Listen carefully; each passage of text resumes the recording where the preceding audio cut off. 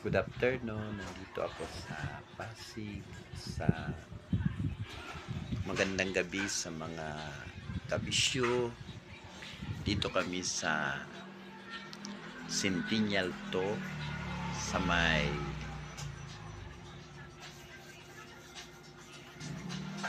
Villa Cuaresma.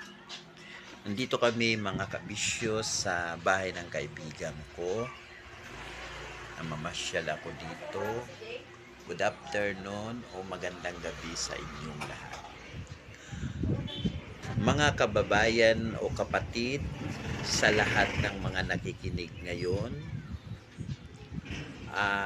kung gusto nyo magpakonsulta sa akin sa spiritual o physical, gusto nyo magpahimalad o magpahula sa inyong kapalaran at kinabukasan,